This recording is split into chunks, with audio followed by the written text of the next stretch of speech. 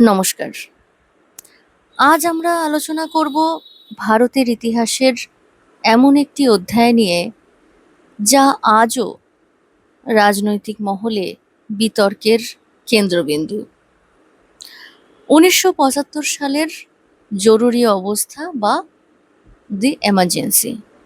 ২৫শে জুন ১৯৭৫ ভারতের তৎকালীন প্রধানমন্ত্রী শ্রীমতী ইন্দিরা গান্ধীর পরামর্শে রাষ্ট্রপতি ফখরুদ্দিন আলী আহমেদ সংবিধানের ৩৫২ নম্বর অনুচ্ছেদ অনুযায়ী দেশে জরুরি অবস্থা ঘোষণা করেন। সরকার দাবি করেছিল যে দেশের অভ্যন্তরীণ অস্থিরতা ও জাতীয় নিরাপত্তার স্বার্থে এই পদক্ষেপ প্রয়োজন ছিল, কিন্তু বিরোধীদের মতে এর পেছনে ছিল রাজনৈতিক সংকট। তার কিছুদিন আগেই এলাহাবাদ হাইকোর্ট ইন্দিরা গান্ধীর নির্বাচনী জয়কে অবৈধ ঘোষণা করেছিল এবং তার বিরুদ্ধে রায় দিয়েছিল। একই সময় দেশের বিভিন্ন প্রান্তে দুর্নীতি ও শাসন ব্যবস্থার বিরুদ্ধে আন্দোলন জোরদার হচ্ছিল, যার নেতৃত্বে ছিলেন জয়প্রকাশ নারায়ণ। জরুরি অবস্থা ঘোষণার পর দেশের রাজনৈতিক পরিস্থিতি আমূল বদলে যায়। সংবাদপত্রের উপর কঠোর সেন্সরশিপ আরোপ করা হয়, মত প্রকাশের স্বাধীনতা সীমিত করা হয়, হাজার হাজার বিরোধী নেতা, সাংবাদিক ও কর্মীকে গ্রেফতার করা হয়। অনেক ক্ষেত্রেই বিচার ছাড়াই মানুষকে দীর্ঘদিন আটক রাখা হয়।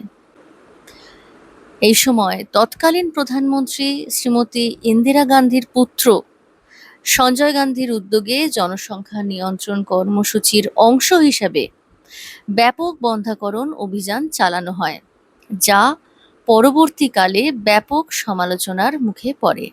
সরকার অবশ্য দাবি করেছিল যে জরুরি অবস্থার ফলে প্রশাসনিক শৃঙ্খলা বৃদ্ধি পেয়েছিল, শিল্প উৎপাদন ও সরকারি কাজের গতি বেড়েছিল এবং উন্নয়নমূলক কর্মসূচিগুলি দ্রুত বাস্তবায়িত হয়েছিল।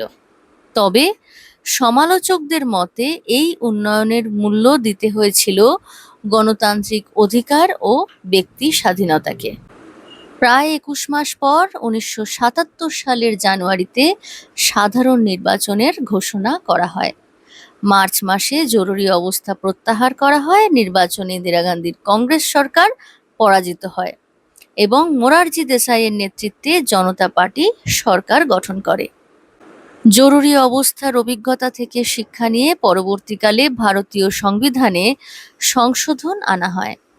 ইন্টারনাল ডিস্টারবেন্স শব্দটির পরিবর্তে আর্মড রেবেলিয়ন বা সশস্ত্র বিদ্রোহকে জরুরি অবস্থা ঘোষণার ভিত্তি করা হয়, যাতে ভবিষ্যতে এই ক্ষমতার অপব্যবহার না হয়। আজ প্রায় ৫ দশক পরে ১৯৭৫ সালে জরুরি অবস্থা ভারতের গণতান্ত্রিক ইতিহাসের এক গুরুত্বপূর্ণ শিক্ষা হিসেবে বিবেচিত হয়। কেউ এটিকে শৃঙ্খলা ও প্রশাসনিক নিয়ন্ত্রণের সময় হিসেবে দেখেন, আবার কেউ মনে করেন এটি ছিল গণতন্ত্র ও নাগরিক স্বাধীনতার উপর সবচেয়ে বড় আঘাত। ইতিহাসের এই অধ্যায় আমাদের মনে করিয়ে দেয়, গণতন্ত্র কেবল ভোটের মাধ্যমে নয়, বরং মত প্রকাশের স্বাধীনতা, বিরোধী মতের প্রতি সম্মান এবং সাংবিধানিক মূল্যবোধ রক্ষার মাধ্যমেই শক্তিশালী হয়। ভিডিওটি ভালো লাগলে লাইক এবং শেয়ার করুন, আর এই সম্পর্কে আপনার কোনো মতামত থাকলে অবশ্যই জানাতে ভুলবেন না। ধন্যবাদ।